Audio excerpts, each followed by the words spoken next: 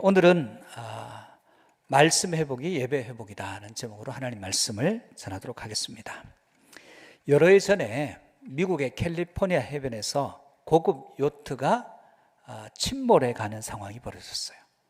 그래서 해양경비대에다 구조 요청 SOS를 보냈는데 마침 해양경비대에서 이 문제를 받았습니다.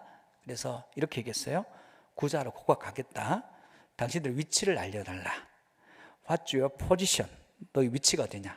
이렇게 물었는데 대답이 이렇게 왔어요. 나는 어떤 은행의 은행장이다. 이게 너희 위치가 어디냐? 이 말을 오해한 거예요. 너 직업이 뭐냐? 이게 중요한 게 아니잖아요. 지금 배가 침몰해 가는데 침몰해 가는 정확한 지점을 알려달라. 그런데 그것이 아니라 나 은행장이야. 이렇게 왔다는 거예요. 이 상황 가운데 그의 세상적인 지위가 무슨 의미가 있겠어요? 명예가 무슨 의미가 있겠어요? 재산이 무슨 의미가 있겠습니까? 내가 지금 침몰해 가는 배 가운데 있는데 여기가 어디인지 그걸 알려주는 게 더 중요한 것입니다. 여러분, 많은 사람들이 믿음을 지키는 건 아니에요. 믿음 가운데 지금 배에서 믿음의 배에 물이 들어오고 있는 사람도 있고 침몰해 가는 분들도 있습니다. 그래서 이 상황 가운데서 내가 지금 어떤 상황, 어떤 위치에 있는지를 아는 것이 중요한데 그것은 다른 것으로 되는 게 아니에요. 하나님의 말씀으로 자기 점검이 들어가야 되는 것입니다. 말씀이 여러분들을 세워요. 말씀이 회복되면 예배도 회복됩니다. 예배 자리는 자신이 드려야 되는 존재인지 아니면 받아야 되는 존재인지를 깨닫는 자리입니다. 예배자는 나 자신을 온전히 하나님께 드리는 그런 자입니다. 죄인된 나를 드리고 용서함을 받고 그리고 부족한 나를 드리고 하나님의 충만한 은혜를 받는 것이 예배예요. 이 세상에 굴복하던 인생이 하나님께 복종하는 인생으로 바뀌는 것이 예배입니다. 예배는 소중한 것을 드리는 거예요. 내게 가장 소중한 시간, 물질, 그리고 내 재능과 달란트를 그분께 드리는 거예요. 그러면 하나님께로 받는 것은 내가 드린 것보다 더 많은 것들을 주님께로부터 받게 되더라는 거예요. 최선을 다해 드릴 때 최고의 가치가 창출됩니다. 영적으로 메마른 분들이 있습니다. 사랑이 없고 메말라진 인생들이 있어요. 고갈이 있죠. 왜 그럴까요? 드려본 경험이 없는 거예요. 다른 사람에게 주는 것에 익숙하지 않은 사람들은 영적인 기갈을 경험하게 됩니다. 메말라져요. 여러분, 예배라고 하는 것은 예배 월십이잖아요. 월스, 가치예요. 가치. 그 다음에 쉽, 신분이에요. 그러니까 나에게는 최고의 가치를 그분께 드리는 것입니다.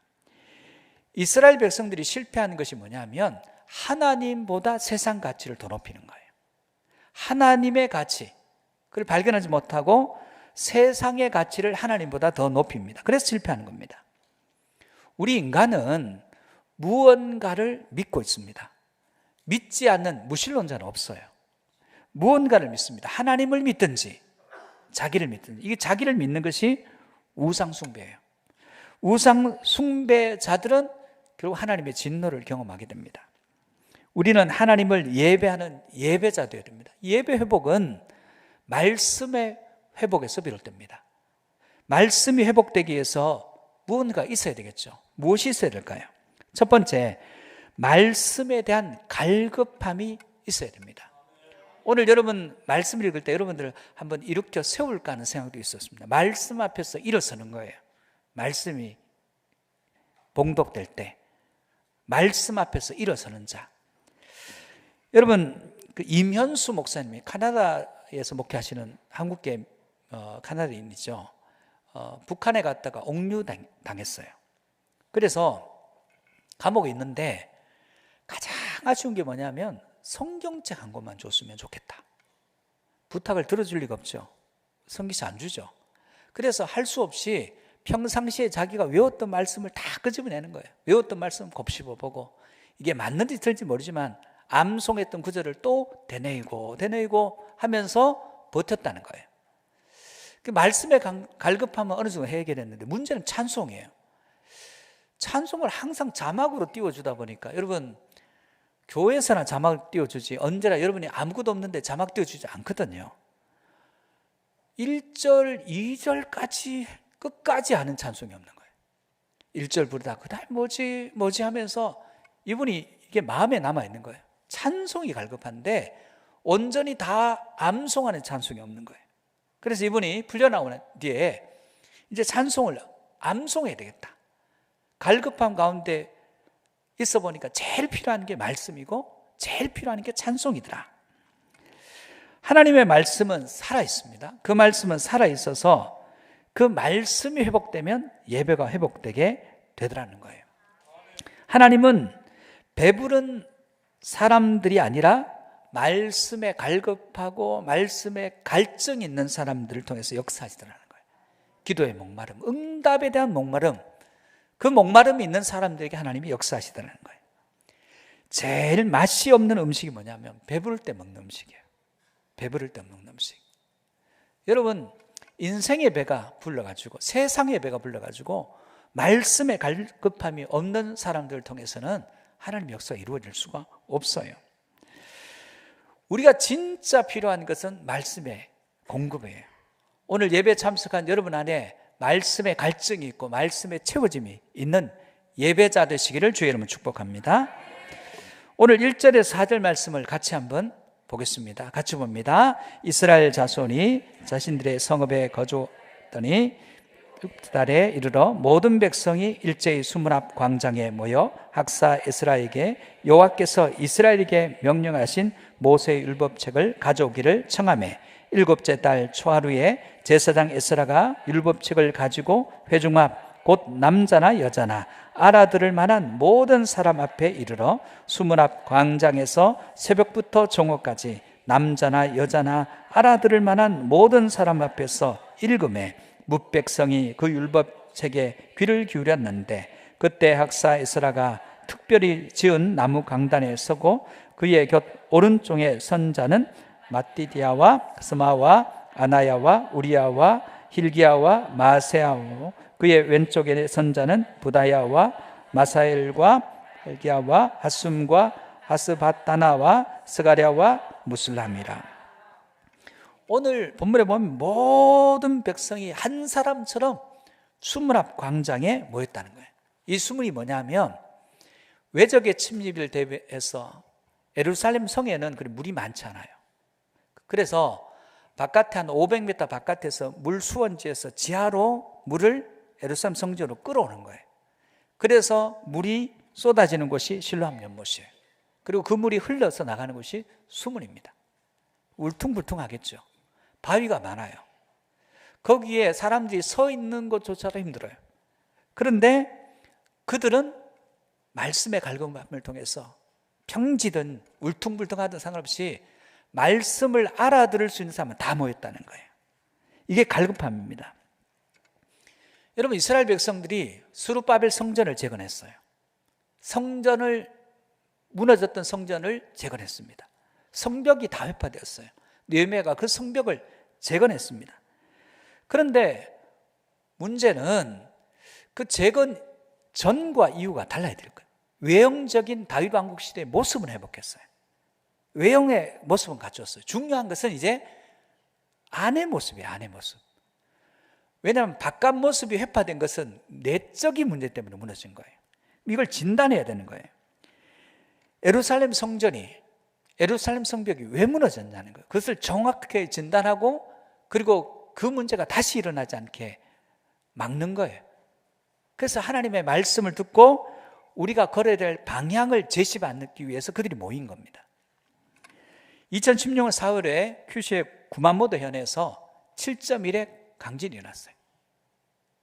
그런데 일본이 잘하는 게 뭐냐면 지진이 일어나면 모든 건축법과 건축하는 것들의 방법이 다 바꿔요. 규제가 다 바뀝니다. 왜냐하면 7.1 지진보다 더한 지진이 와도 무너지지 않을 건물을 세워야 되는 거예요. 이게 점검. 다른 것은 몰라도 일본 사람들은 지진의 만큼은 철저히 대비해요. 일어난 사건을 통해서 배우는 거예요. 여러분, 우리는 과거를 자꾸 잊어버려요. 과거에 일어났던 실패를 통해서 배워야 됩니다. 역사를 통해서 배우지 못하면 미래가 없다, 이런 얘기는 자주 해요. 임진왜란 때 우리나라가 당파 싸움하다가 방비를 못했어요. 양쪽을 싸우다 보니까 의견이 갈렸어요. 조선시대 말기에 그때도 역시 세도 정치가 있고, 그런데 의견이 갈렸어요. 개화할 것이냐 말 것이냐, 양쪽으로 나누어가지고 싸우다 보니까 변화할 시점에 변화를 못했어요. 그래서 일제 36년 동안 우리가 압제를 받았습니다. 치욕적인 일을. 지금은 어떨까요? 지금도 양쪽으로 나눠 싸워요. 우린 못 배웠어요. 모든 것이 다 분열되어 있습니다. 나라도 분열되어 있고, 교회도 분열되어 있고, 성도들도 분열되어 있어요. 과거를 통해서 배우질 못했습니다. 여러분, 지금 이들이 왜 무너진지 모르겠습니까? 아모스서 8장 11절 13절 말씀을 보겠습니다. 같이 봅시다. 시작. 주 여호와의 말씀이니라. 보라, 날이 이를지라. 내가 기근을 땅에 보내리니 양식이 없어 주림이 아니며 물이 없어 가람이 아니요 여호와의 말씀을 듣지 못한 기갈이라. 사람이 이 바다에서 저 바다까지, 북쪽에서 동쪽까지 비틀거리며 여호와의 말씀을 구하려고 돌아다녀도 얻지 못하리니 그날에 아름다운 처녀와 젊은 남자가 다 갈아여 쓰러지리라. 아모스 시대는 북이스라엘의 최고 전성기예요. 여로보암 2세가 통치하던 시기, 팍스 이스라엘이라는 그런 시기예요. 근데 지금 뭐라고 말씀하시냐면, 보라, 날이 이르니 내가 기근을 땅에 보내겠대요. 너희들 앞으로 물 찾아도 물 못 얻을 거야. 양식을 못 얻을 거야. 아니, 지금 최고 좋은 때인데요. 왜 그렇게 되느냐? 너희 안에 말씀이 없어서 너희 무너질 거야. 최고의 전성기에. 여러분, 우리나라가 무너지면 이유는 딱 하는 거지. 말씀이 없어서. 하나님께서 우리에게 주신 경고의 말씀을 듣지 않아서 무너져. 성도가 믿음에서 퇴보한 이유는 한 가지밖에 없어요. 말씀을 안 들리고 그 말씀의 절대적인 그 말씀 앞에서 우리를 점검하지 않는 거예요.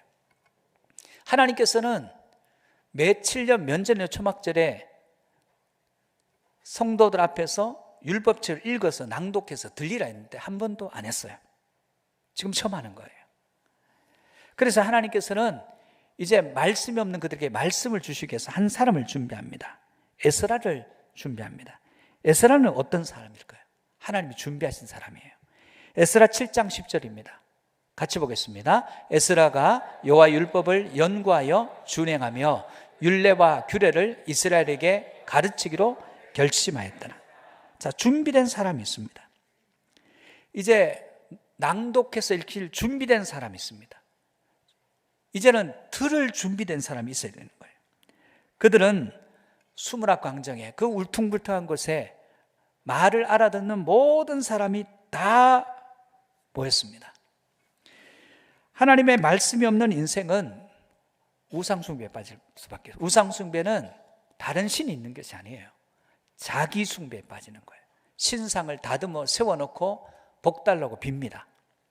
내 인생은 변화되지 않고 복주는 네가 변화되라고 하는 거예요. 이게 우상이에요. 인격적인 변화가 우상 숭배는 필요 없습니다. 우상이 복을 주면 돼요. 나는 복만 받으면 돼요. 내가 인격적으로 변화될 이유가 하등 없습니다. 지금 준비된 에스라가 새벽 6시부터 해서 정오까지 무려 6시간 동안 서서 말씀을 읽습니다. 지금 준비된 청중이 있고 준비된 낭독자가 있습니다. 그들은 서로 갈급한 거예요. 준비된 자가 말씀을 읽고 준비된 자가 말씀을 들으니 당연히 역사가 일어날 수밖에 없습니다. 전하는 자가 중요하지만 듣는 자가 중요합니다. 듣는 자가 중요하지만 전하는 자가 중요합니다. 그러므로 여러분, 준비된 말씀을 읽는 자, 또 말씀을 듣는 자가 되어서 우리를 통해서 인생의 영적 갈급이 하나님 말씀으로 채워지기를 주의 이름으로 축복합니다. 두 번째, 말씀을 절대적으로 신뢰해야 한다는 거예요. 5절에서 6절 말씀을 같이 봅니다. 에스라가 모든 백성 위에 서서 그들 목전에 책을 펴니 책을 펼 때 모든 백성이 일어서니라. 에스라가 위대하신 하나님 여호와를 송축하며 모든 백성이 손을 들고 아멘 아멘 하고 응답하고 몸을 굽혀 얼굴을 땅에 대고 여호와께 경배하니라. 여러분, 에스라가 특별히 만든 가운데 율법책을 펼 때 일어났어요. 모든 성도들이 말씀 앞에서 일어났습니다. 여러분, 하나님 말씀은 절대적인 말씀이에요. 그 말씀을 여러분 옆에 두거나 아래에 둬서는 안 됩니다. 하나님의 말씀은 언제나 나의 위에 있습니다. 나는 말씀의 아래에 쳐야지 말씀의 위에 차는 인생이 한 명도 있어서는 안 됩니다. 말씀을 받들어야 되는 것이죠. 여러분, 말씀을 아래에 차게 하거나 옆에 두면 왜곡이 일어나요. 불교를 창시했던 석가모니가 인생의 문제를 욕심과 탐욕으로 봤어요. 그래서 욕심을 없애려고 애를 써봤는데 잘 안 돼요. 그래서 이렇게 결론을 내렸습니다. 인간은 없을무 나하다, 무하다, 없어야 된다. 내가 사라지는 곳에서만 내 욕심을 버릴 수 있다. 그래서 없습니다. 그렇게 가르쳤어요. 그리고 죽으면서 이렇게 얘기했습니다. 나의 없음을 증명하기 위해서 나를 화장해라, 나비해라. 마지막에 제자들에게 가르쳐 주려고 하는 것은 없는 거다. 그런데 없음을 가르치는 스승의 뜻과는 반대로 그들은 석가모니의 시신을 불태운 그 자리에서 젓가락으로 저어서 사리를 골라내서 우리나라에도 보냈어요. 스승은 인생은 없습니다 이랬는데 제자들은 아니 있어야 된다. 있음을 주장합니다. 여러분, 이슬람의 코란이라든가 힌두교의 베다라든가 성경의 경전이라든가, 여러분, 이 성경의 경전, 모든 종교의 경전을 왜곡한 사람들은 그 종교 바깥에 있는 사람이 아니에요. 종교의 역사는 종교인에 의한 경전의 왜곡의 역사입니다. 하나님의 말씀은 그 말씀에 내가 깨트려야지 말씀이 깨트려지면 안 됩니다. 나한테 괜찮은 말씀, 내가 듣기에 좋은 말씀만 골라 들어서는 안 된다는 거예요. 하나님의 말씀이 절대적이라는 것은 우리가 그 말씀 앞에서 엎드리고 일어서고 엎드리고, 오늘 두 가지였습니다. 그들은 말씀 앞에 일어섰어요. 그리고 말씀 앞에서 엎드려서 그 말씀을 받았다는 사실입니다. 절대성이라는 것은 상대적으로 비교 대상이 없는 것을 얘기해요. 하나님의 말씀은 반드시 이루어집니다. 그리고 그 말씀을 믿고 신뢰하는 저와 여러분 되시기를 주의 이름으로 축복합니다. 왜 이들이 말씀 앞에 일었어요? 말씀 앞에 순복하기 위해서 일었었습니다. 미국 교회 중에 특별히 예수님의 말씀하신 부분들을 읽을 때 교인들이 일어서서 들어요. 설교가 끝날 때까지. 영국 스코틀랜드 교회에서는 의식이 안내위원들이 저 뒤에서 성경책을 들고 들어옵니다. 예배 시작되면. 그리고 강대상 위에 오늘 읽을 본문을 펼칩니다. 그리고 예배가 시작돼요. 그리고 목회자를 초청해서 그 말씀을 읽을 때 모든 성도들이 일어섭니다. 이게 예배 시작이에요. 그런 의식이 우리에게 없다 할지라도 우리는 말씀 앞에서, 그 절대적인 말씀 앞에서 일어서고 엎드리는 자들이 되어야 됩니다. 이것이 말씀을 대하는 우리의 태도입니다. 오늘 하나님 말씀이 무엇을 말씀하시든지 그 절대적인 말씀이 여러분을 관통하고 여러분의 혼과 영과 관절과 골수를 찔러 쪼개는 말씀이 되기를 주의 이름으로 축복합니다. 데살로니가전서 2장 13절의 말씀을 같이 보겠습니다. 이러므로 우리가 하나님께 끊임없이 감사함은 너희가 우리에게 들은 바 하나님의 말씀을 받을 때 사람의 말로 받지 아니하고 하나님의 말씀으로 받음이니 진실로 그러하도다. 이 말씀이 또한 너희 믿는 자 가운데서 역사하느니라. 하나님 말씀을 사랑하는 자는 겸손히 그 말씀을 받들어요. 7절 8절 말씀을 같이 보겠습니다. 7절 8절입니다. 시작. 예수아와 바니와 세레바와 야민과 악굽과 사부대와 호디아와 마세아와 그라다와 아사랴와 요사밧과 하난과 블라야와 레위 사람들은 백성이 제자리에 서 있는 동안 그들에게 율법을 깨닫게 했는데 하나님의 율법책을 낭독하고 그 뜻을 해석하여 백성에게 그 낭독하는 것을 깨닫게 하니. 여러분, 말씀 앞에서 일어서고 말씀 앞에 엎드리니까 그 말씀을 깨닫게 해줘요. 그랬더니 깨닫게 됩니다. 그러니까 변화될 수밖에 없죠. 여러분, 절대적인 하나님 말씀 앞에서 일어서고 아멘하고 엎드릴 때 여러분에게 이 말씀이 여러분의 삶, 여러분의 가정, 여러분의 자녀들, 우리 교회를 통해서 이 방황땅을 통해서 성취되어지는 거룩한 말씀이 되기를 축복합니다. 세 번째, 말씀을 듣고 우는 자가 되어야 된다는 거예요. 9절에서 12절 말씀을 또 같이 보겠습니다. 백성이 율법의 말씀을 듣고 다 우는지라 총독 느헤미야와 제사장 겸 학사 에스라와 백성을 가르치는 레위 사람들이 모든 백성에게 이르기를 오늘은 너희 하나님 여호와의 성일이니 슬퍼하지 말며 울지 말라 하고 느헤미야가 또 그들에게 이르기를 너희는 가서 살찐 것을 먹고 단 것을 마시되 준비하지 못한 자에게 나누어 주라. 이날은 우리 주의 성일이니 근심하지 말라. 여호와로 인하여 기뻐하는 것이 너희의 힘이니라 하고 레위 사람들도 모든 백성을 정숙하게 하여 이르기를 오늘은 성일이니 마땅히 조용하고 근심하지 말라 하니 모든 백성이 곧 가서 먹고 마시며 나누며 주고 크게 즐거워하니 이는 그들이 그 읽어 들려준 말을 밝히 알미라. 진실한 신앙인이고 우리 장로님이신 이병욱 장로님이 쓴 울어야 삽니다라는 책이 있어요. 울어야 삽니다. 이분은 의사신데 중병을 앓는 사람들의 특징, 낫는 분들, 낫지 못하고 낫는 분들의 특징을 보니까 이분이 결론이에요. 우는 자가 회복되더라는 거예요. 희한하게도 왜 우는 자가 회복되지? 그래서 알아봤다는 거예요. 그 책에 나오는 내용이에요. 97년인가요? 1997년 영국의 다이애나 전 왕세자비가 교통사고로 죽었죠. 전 세계 사람들이 슬퍼했어요. 특별히 영국 사람들이 많이 울었습니다. 왜냐하면 동병상련이 왜 있었는지 모르겠지만 자기 누나가, 자기 동생이, 자기 가족이 죽은 것처럼 영국 사람들이 크게 슬퍼했어요. 그런데 놀라운 것은 그렇게 장례식을 보며 펑펑 울었던 그 해에 상담, 심리, 정신과 치료를 받던 사람의 수가 절반으로 줄었어요. 그래서 이 현상을 다이애나 이펙트, 다이애나 효과, 다이애나 신드롬 이렇게 명명지어지더라는 거예요. 여러분, 한 사람의 죽음 앞에서, 남의 죽음 앞에서 울기만 했는데 마음이 치료돼요. 울기만 했는데 심령이 회복돼요.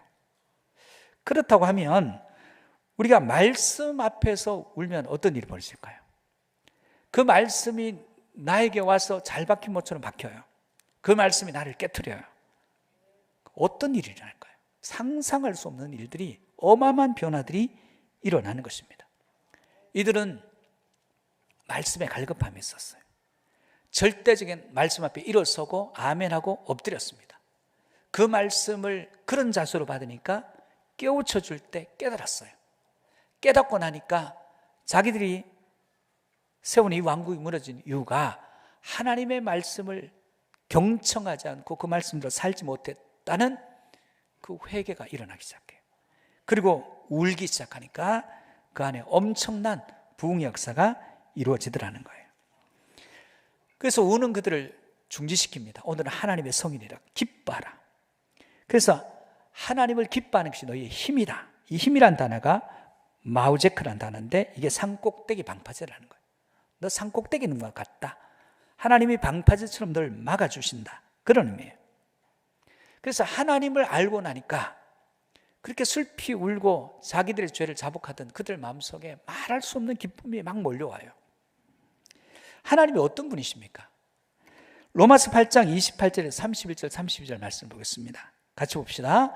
우리가 알거니와 하나님을 사랑하는 자 곧 그의 뜻대로 부르심을 입은 자들에게는 모든 것이 합력하여 선을 이루느니라. 그런즉 이 일에 대하여 우리가 무슨 말하리요? 만일 하나님이 우리를 위하시면 누가 우리를 대적하리요? 자기 아들을 아끼지 아니하시고 우리 모든 사람을 위하여 내주시니가 어찌 그 아들과 함께 모든 것을 우리에게 주시지 아니하겠느냐. 여러분, 사람들은 기본적으로 불평이 있어요. 불평이 가득해요. 하나님, 내가 하나님 믿었는데 왜 내 생활이 이래요? 내 자녀가 왜 이래요? 내 삶이 왜 이렇게 무너졌어요? 근데 여기서 설명이 필요 없어요. 하나님을 아니까 모든 것이 합력해서 지금 안 좋아요. 내가 보기에는 악한 일을 경험하고 악한 상황 가운데, 억울한 상황 가운데 있는 것 같은데, 그 하나님을 아니까 그분이 이 상황을 선으로 바꿔주신 하나님인데, 그 하나님이 어떤 하나님이냐? 미리 택하신 우리를 부르시고 의롭다 하시고 영원롭게 하시는 분이에요. 근데 그분이 자기 아들을 아끼지 않고 우리에게 주신 분이에요. 그분의 모든 것을 주신 분이에요. 그러면 내가 이 상황 가운데 하나님을 바라보니까 불평과 원망으로 주님을 바라봤는데, 하나님이 선으로 바꾸신 하나님이시고 하나님이 아들을 우리에게 주시는 분이시라면 어떻게 불평할 수 있겠냐는 거예요. 하나님을 기뻐할 수밖에 없다는 거예요. 예배는 하나님의 말씀 안에서 하나님을 기뻐하는 거예요. 하나님을 알고 하나님을 기뻐하는 것입니다.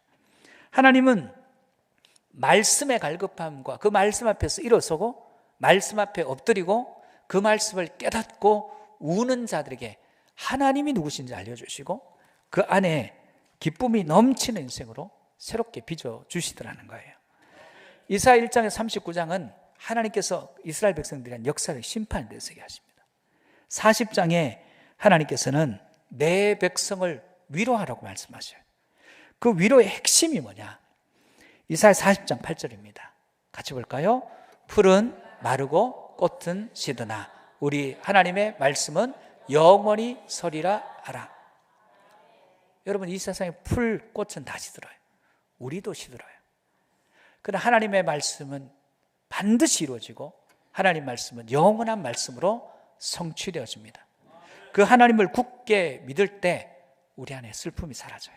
우리 안에 절망이 소멸되어 지는 것입니다. 오늘 세 가지를 살폈습니다. 말씀이 회복되면 예배가 회복돼요. 예배의 기쁨과 감격이 사라졌으면 말씀의 회복이 없는 거예요. 말씀은 갈급한 자에게 역사합니다. 말씀 앞에 일어서고 말씀을 아래에 두는 것이 아니라 위에 두고 절대적인 말씀을 두고 그 말씀에 일어서고 말씀 앞에 엎드리고 그 말씀을 깨닫고 우는 자에게 하나님은 그 삶을 회복시키시고 그 안에 영적인 은혜를 주실 뿐만 아니라 그 안에 슬픔을 변하여 기쁨으로 변화되게 하시고 절망을 소망으로 바꾸시고 약함을 강함으로 변화시키는 하나님의 역사가 말씀 안에 있습니다. 오늘 예배 참여한 모든 하나님 백성들 가운데 말씀의 충만한 은혜를 통해서 예배 회복, 하나님을 기뻐하는 힘을 얻으시기를 주의 이름으로 축복합니다.